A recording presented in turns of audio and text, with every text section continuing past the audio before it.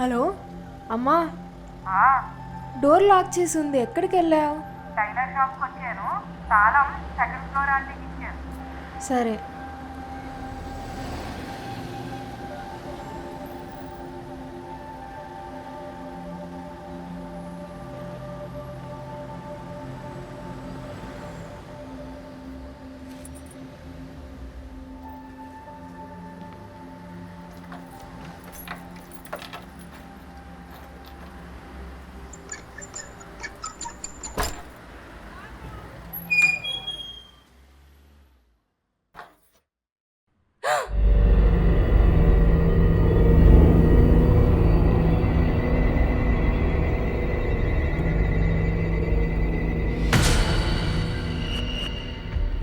ఎవరు నువ్వు?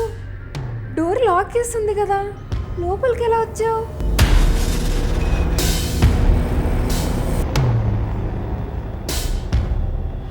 క్షణభంగురమైన కెరటాల వలె ఈ మనుషులందరూ ఎక్కడి నుండి వస్తున్నారు? అసలు ఎక్కడికి వెళ్తున్నారు? మృత్యువు శరీరాన్ని కబలిస్తున్నప్పుడు ఈ పతి, పత్ని, పుత్ర, మిత్ర, బంధు పరివారాతులు ఏమైపోతున్నాయి?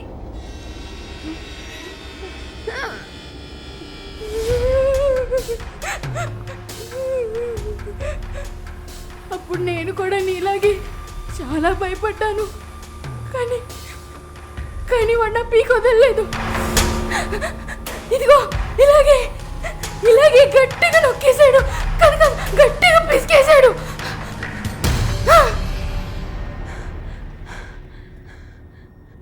నేను నిన్న అలా చెయ్యనులే, భయపడకు. చాలా ఇన్నోసెంట్లా ఉన్నావు. ఇన్నోసెన్స్ భయపడితే నేను తట్టుకోలేను. అసలు అసలు ఎవరు నువ్వు? వద్దు, తెలుసుకోవద్దు, భయపడతావు. సత్యాన్ని ఒప్పుకునే ధైర్యం నీకు లేదు. ఈ శరీరం అనే గుహలో దాగి ఉన్న అహంకారం అనే పిశాచం చేత నువ్వు మళ్ళీ మళ్ళీ మోసగింపబడుతున్నావు.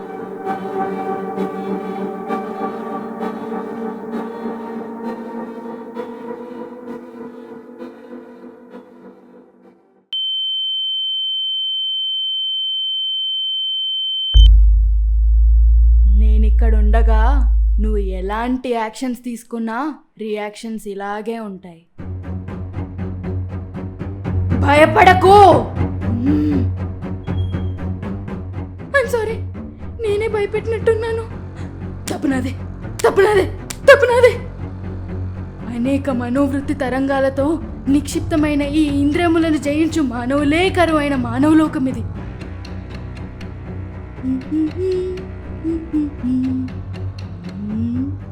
ఈ ఆయు చూద్దుమా, చాలా చపలమైనది. మృత్యువేమో అల్లంత దూరాన అత్యంత క్రూరంగా ఎదురు చూస్తున్నది. అయినా మనిషిలో మార్పు రాలేదు. మానమద గర్వాదులతో నేను అనే వెలుతురు శాశ్వతం అనుకుంటున్నాడు.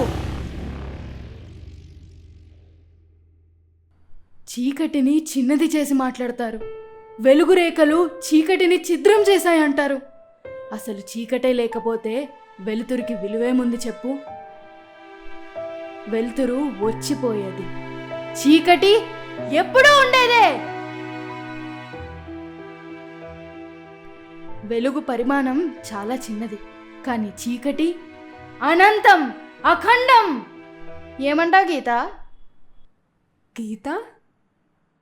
హే, దట్స్ మై పెన్ నేమ్. నీకెలా తెలుసు? ఆ పెన్నుతోనే కదా నన్ను క్రియేట్ చేసావు. చీకటి, వెలుతురు, అనంతం, అఖండం అని ఇందాకటి నుండి అరుస్తున్నాను కదా, నీకేం గుర్తు రావట్లేదా? గుర్తొచ్చింది. అప్పుడెప్పుడో నేను రాసుకున్న కథ ఇది. సగంలో ఆపేశాను. ఆ కథని పూర్తి చేయమని చెప్పడానికే నేను వచ్చాను.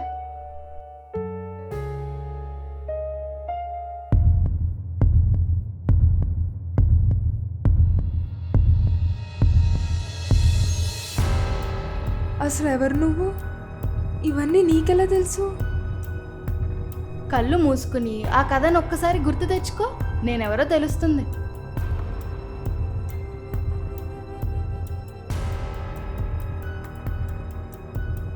తార తన చీకటికి ప్రతినిధి. వెలుతురు తప్ప తనని ఏదీ ఆపలేదు. హా, నువ్వు నా కథలో క్యారెక్టర్వి. అచ్చం నేను రాసినట్టే ఉన్నావు, అలాగే మాట్లాడుతున్నావు. నేను నీకు పెట్టిన పేరు తారా. నేను రాసిన క్యారెక్టర్ నా కళ్ళ ముందుకి రావడమా? Is it possible? నువ్వు క్రియేట్ చేసిన క్యారెక్టర్ తారని నీ ముందే ఉన్నాను కదా, ఇంకా అనుమానం ఎందుకు? నాకు అస్సలు అర్థం కావడం లేదు. అంతా అయోమయంగా ఉంది. అసలు ఇది ఎలా సాధ్యం? అది నీకే తెలియాలి. క్రియేటర్వి నువ్వు, నేను కేవలం క్యారెక్టర్ని మాత్రమే. ఆడించేది నువ్వు, ఆడేది నేను. ఇదంతా నిజం కాదు. నువ్వెవరో నాకు తెలియదు, కానీ నా కథ గురించి తెలిసి ఇదంతా చేస్తున్నావు. నీ కథ ఎవరికైనా వినిపించావా? లేదు. చూపించావా? నీ మెయిల్ పాస్వర్డ్ ఎవరికైనా తెలుసా? తెలీదు. సో ఇది అబద్ధం అవ్వడానికి ఛాన్సే లేదు.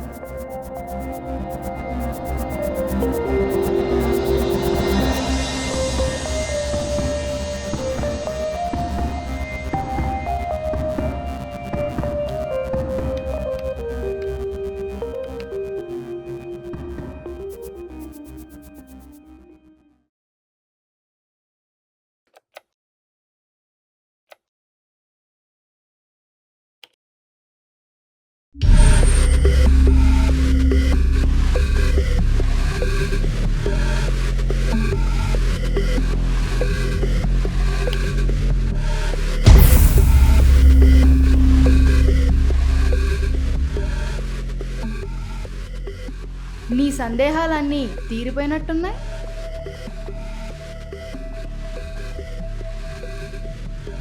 నీ మట్టుకు నువ్వు కథ సగంలో ఆపేసావు. అసలు నా క్యారెక్టర్ మోటివ్ ఏంటో, దాని ఎండింగ్ ఏంటో, నా ద్వారా నువ్వు రీడర్స్కి ఏం చెప్పాలనుకుంటున్నావో తెలియక నేను ఎంత కథావేదన అనుభవిస్తున్నానో తెలుసా?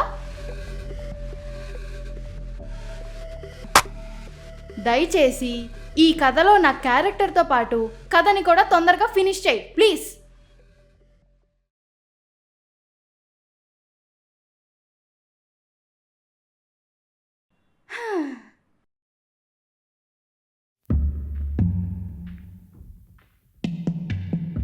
ఈ కథలో నీ క్యారెక్టర్కి చీకటి అంటే చాలా ఇష్టం. అది ఎంతంటే నువ్వే ఆ చీకటిగా మారిపోవాలన్నంత. నాకు వెలుతురంటే కోపమా? కాదు, వెలుతురు యొక్క అహంకారాన్ని అణిచి దాని మూర్ఖత్వాన్ని దానికి తెలియజేయాలన్న సంకల్పం. సఫలమవుతుందా? అది నాకు కూడా తెలీదు.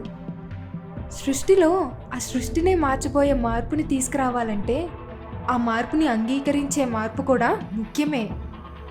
అంటే నాకు ఈ కథాయాతన కంటిన్యూ అవుతూనే ఉంటుందా? ఒక సందర్భంలో ఆ వెలుతురు చేసిన క్రూరమైన దాడిలో నీకు ఊపిరి ఆడక ఓటమి అంచుల వరకు వెళ్ళిపోతావు.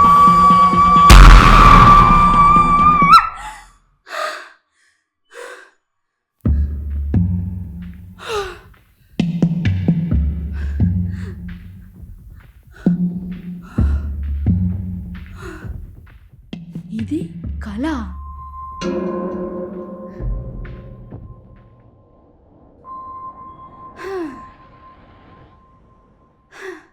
జస్వి, ఈ డ్రీమ్ ఏంటి ఇంత కంగాలిగా ఉంది? కథలో క్యారెక్టర్ రైటరే ఇంటికి వచ్చేయడమా? ఈ లైట్ అండ్ డార్క్ ఫైటింగ్ ఏంటి? ఇలాంటి కళ ఎప్పుడూ రాలేదు. నువ్వు నేనే కదా? కథలో క్యారెక్టర్ ఏమోనని డౌట్ వచ్చిందిలే.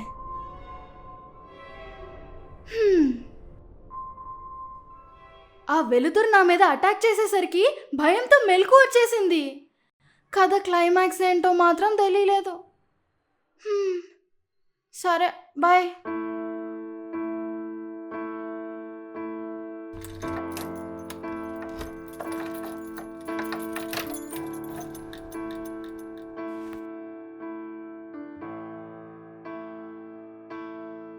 అమ్మా, నేను టైలర్ షాప్కి వెళ్తున్నాను. తాళం సెకండ్ ఫ్లోర్ ఆంటీకి ఇస్తున్నాను, సరేనా?